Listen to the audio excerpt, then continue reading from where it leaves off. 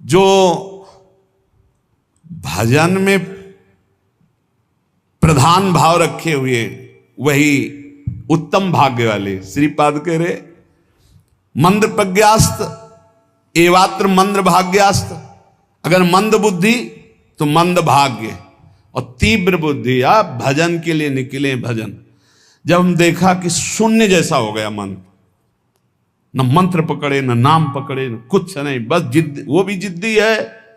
अरे तूफान को रोक लेना सहज है, हिमालय को उठा लेना सहज है, लेकिन मन को रोक लेना, ऐसा हमने योग वासिष्ठ में पढ़ा है।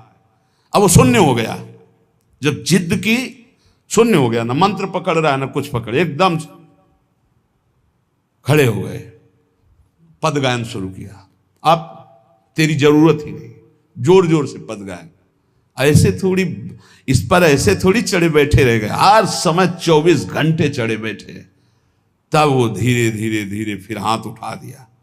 अब वो जब सहयोग करने लगा तब आनंद आने लगा, और जब आनंद में डूबने लगा तो परिपक्व हो गया। फिर उसको थोड़ी देर बहुत विघ्नकारी, अंदर ही अंदर खत्म, न मंत्र में लग रहा है ना नाम में लग रहा है, ना एकदम शून्याकार स्थिति।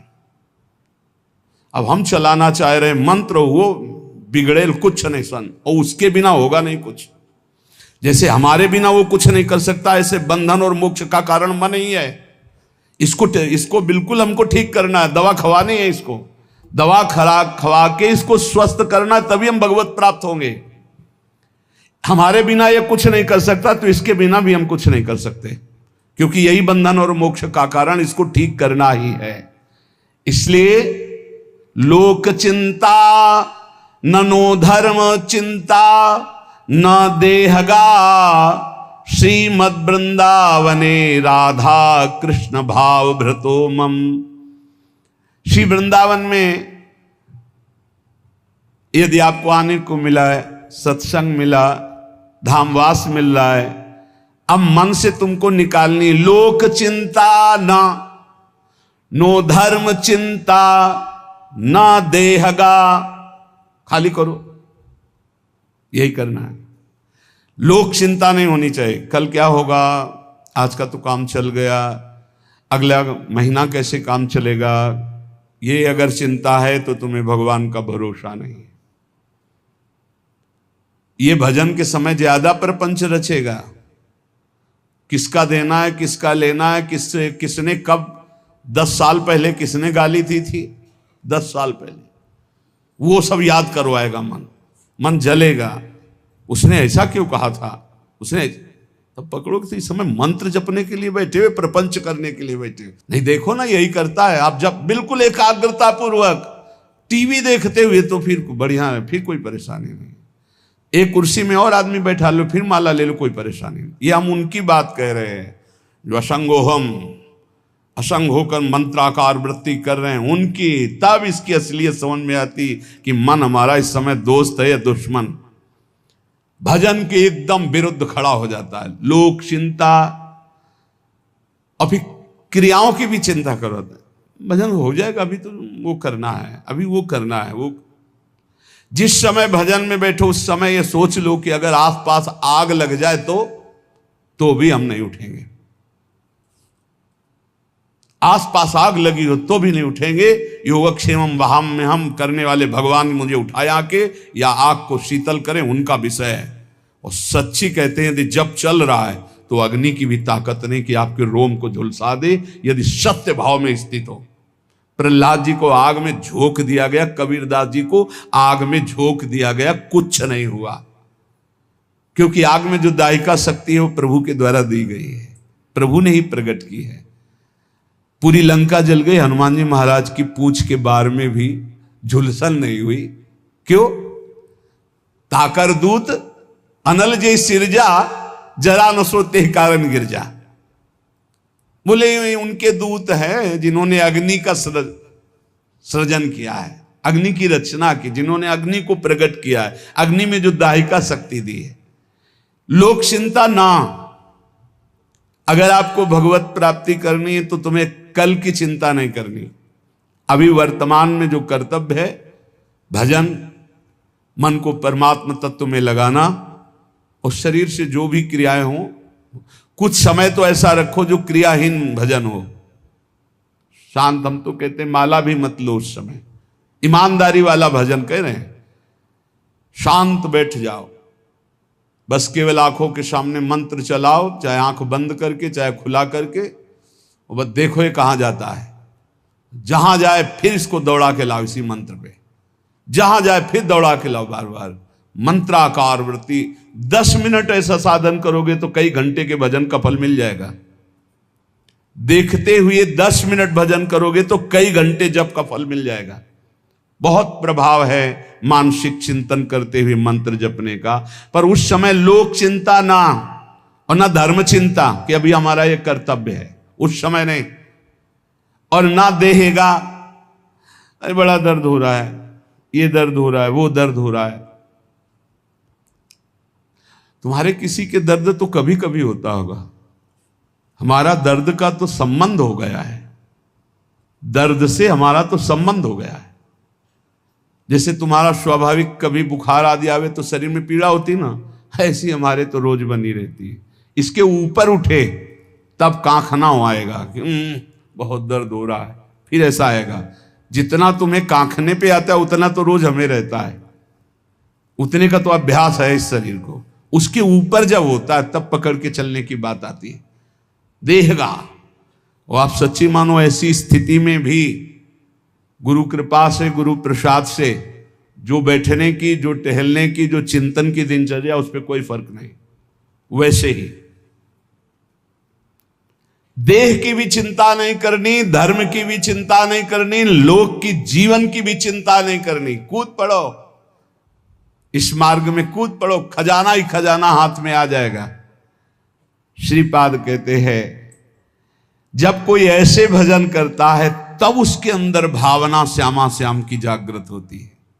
तब भावोत्सवेन भजताम रस काम धेनुम।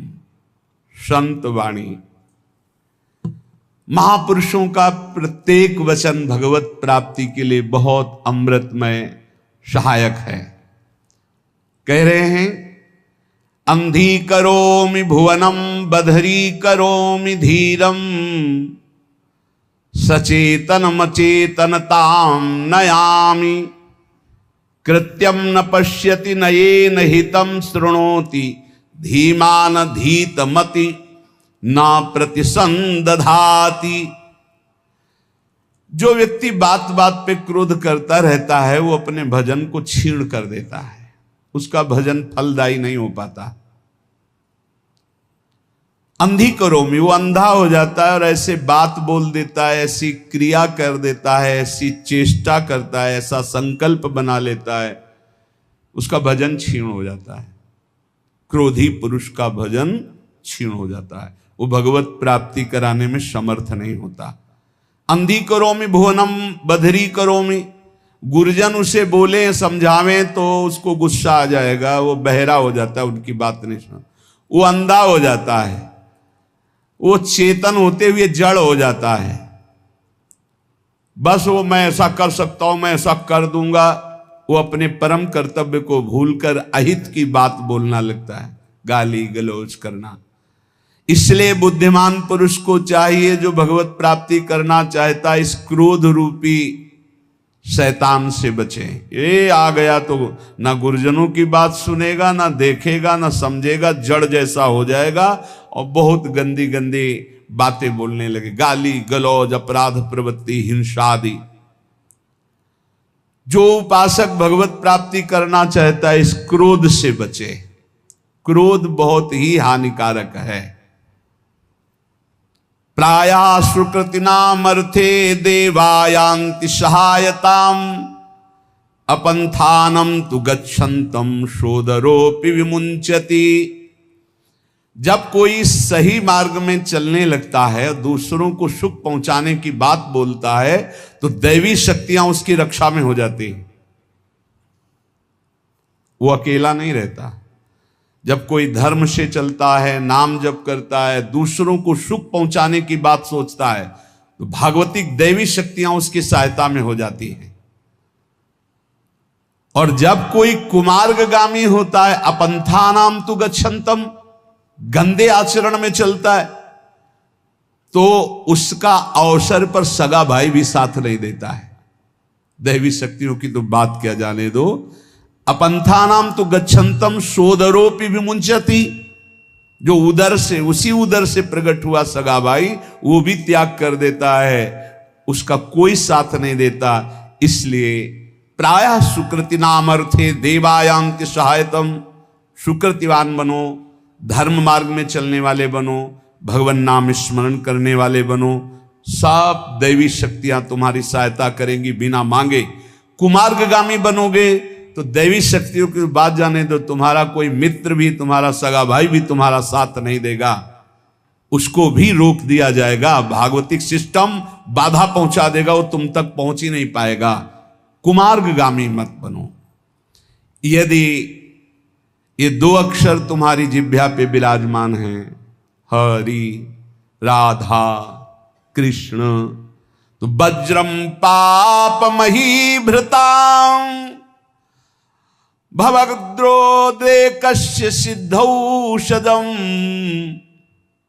मिथ्या ज्ञान निशा विशाल तमसस् तिग्मासु बिंबोदयः कुर क्लेश महीरुहा मरुतरज्ज्वाला जटाला सिखी द्वारम निर्वृति सद्मनो विजयते कृष्णेति वर्णद्वयम्।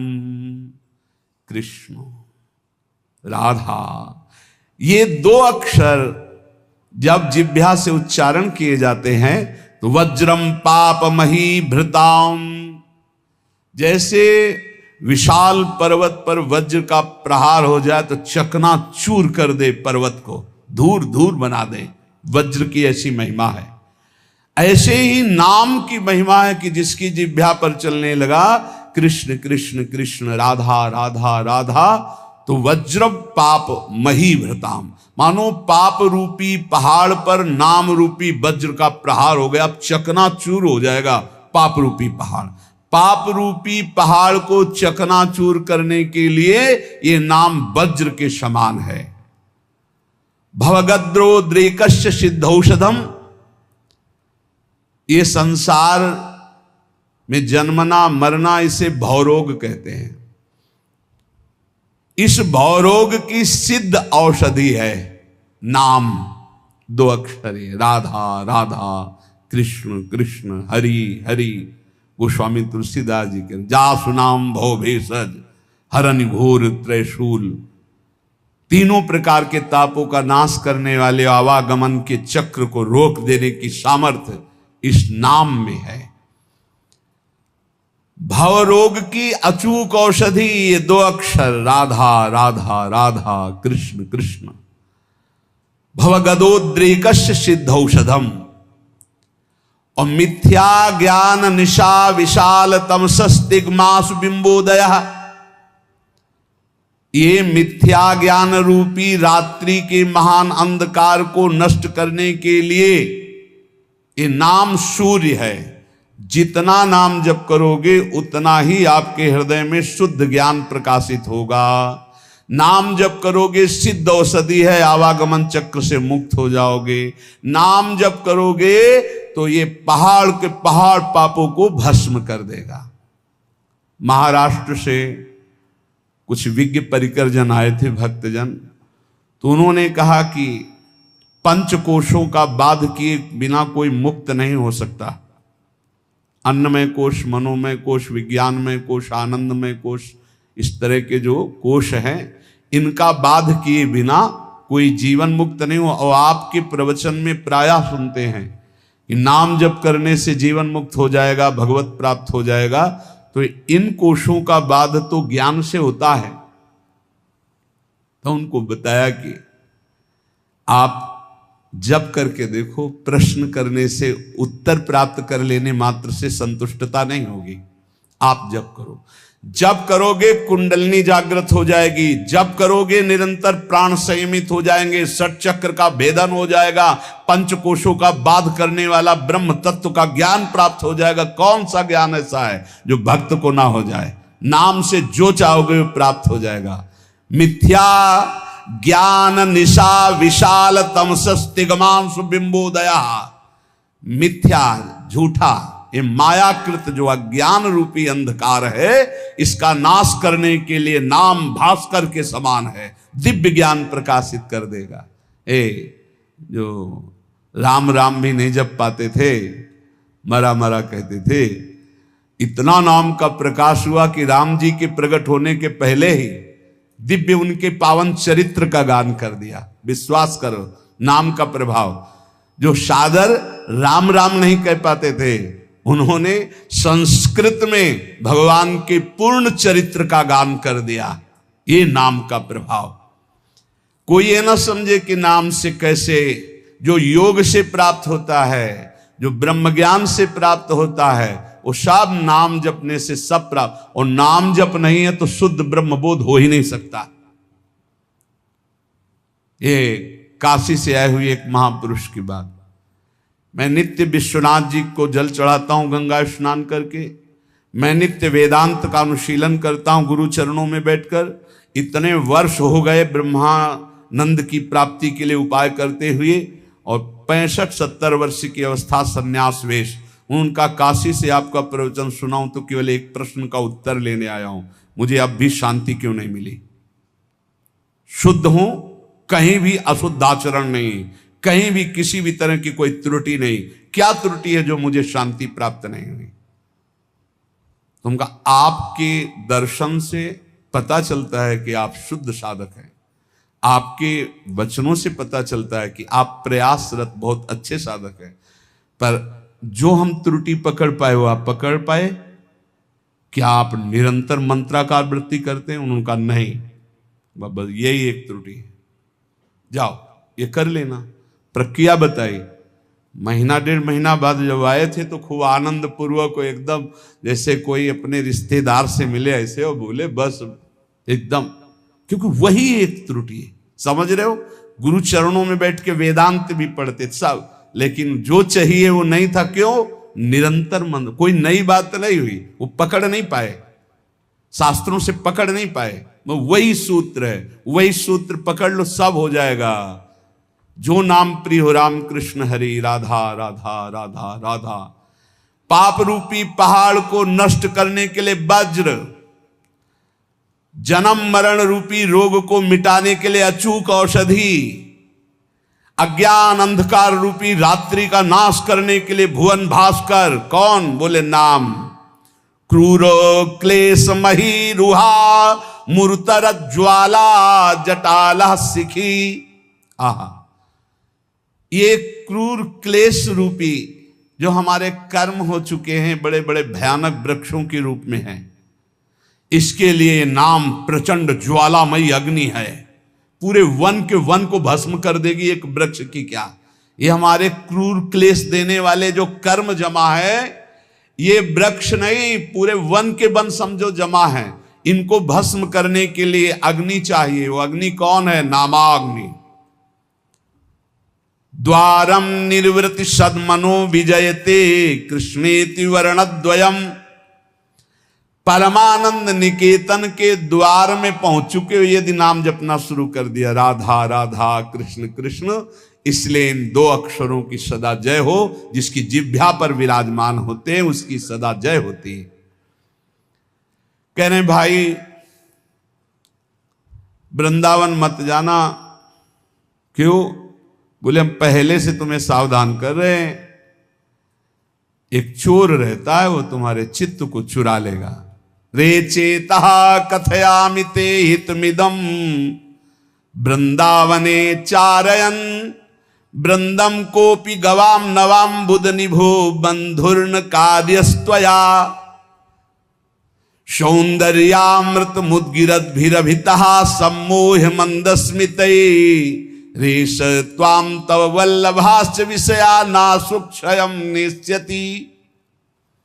सावधान मत जाना ब्रज नगरी में, वृंदावन में, वहां एक बहुत बड़ा चोर रहता है। क्या? बोले वैसे तो गाय चराता है, पर नवीन नील मेघ की सी कांति है, बड़ा छैल छबीला है, वो सौंदर्यामृत सिंधु का साक्षात गाढ़ स्वरूप है।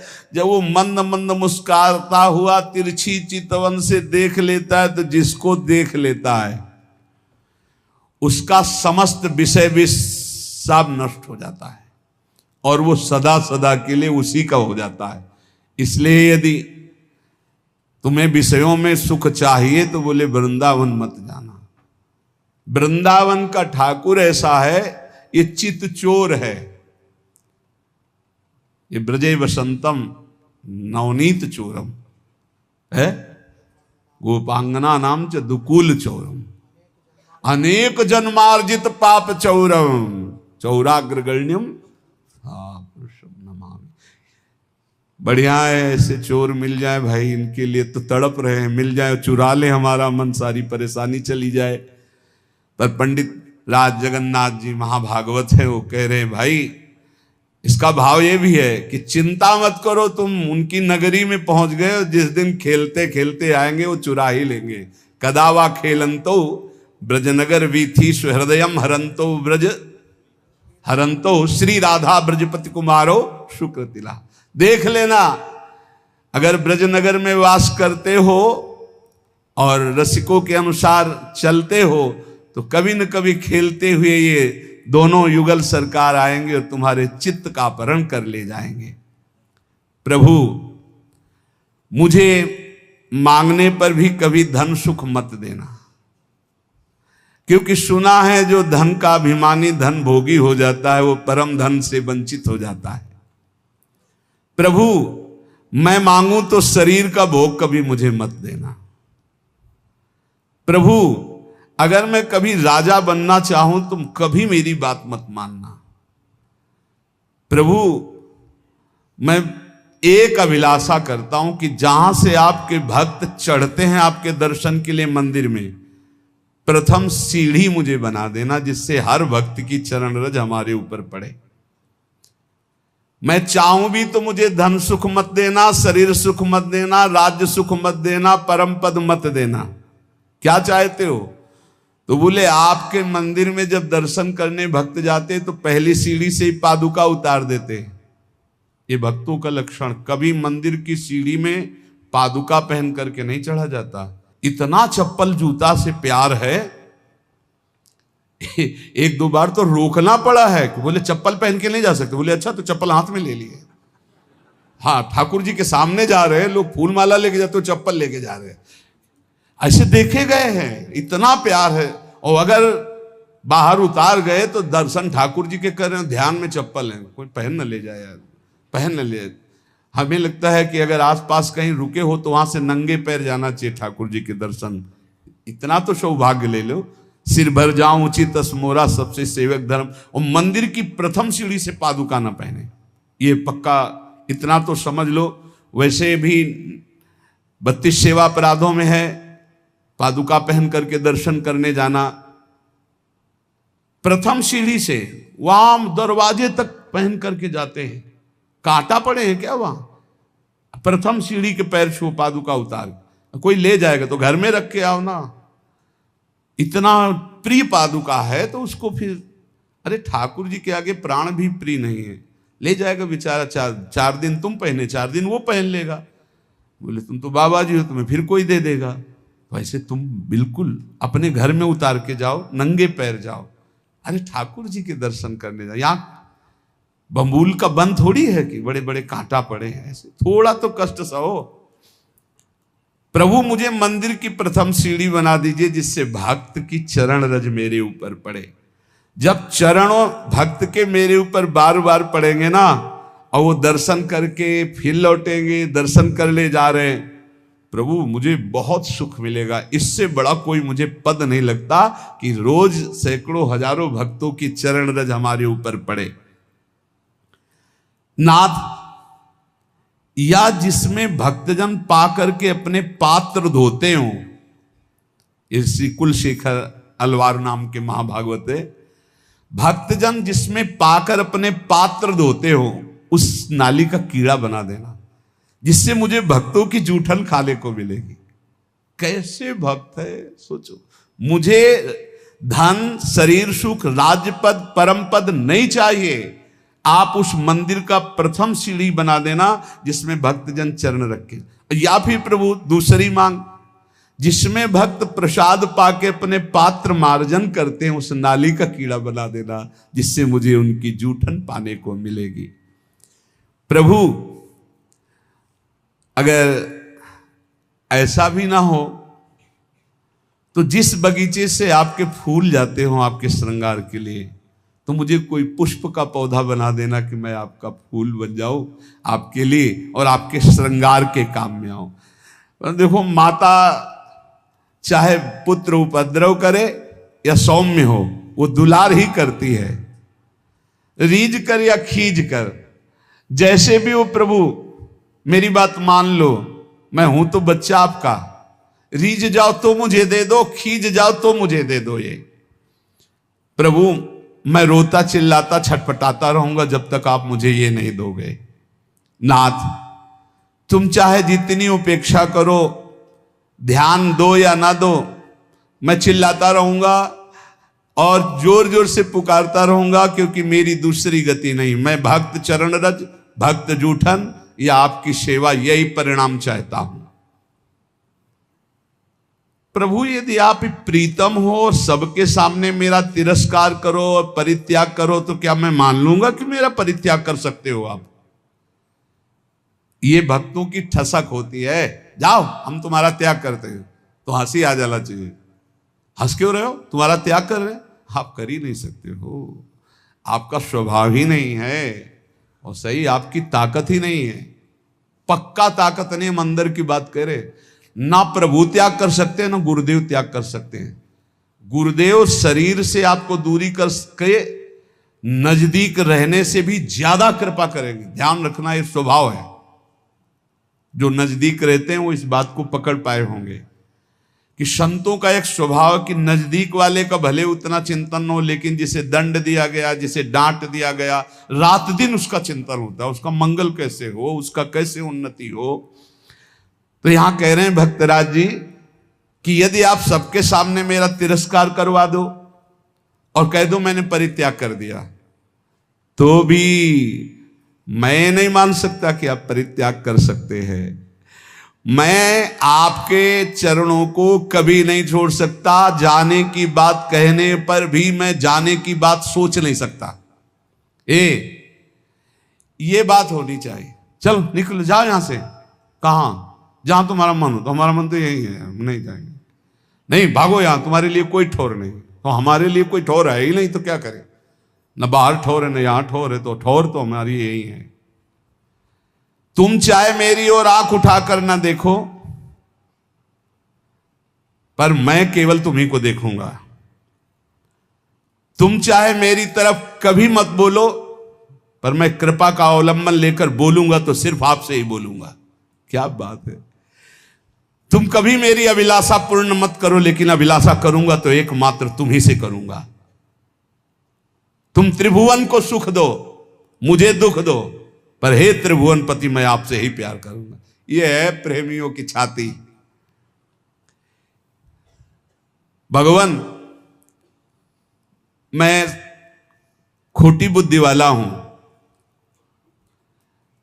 सैकड़ों गलतियां करता रहा हूं।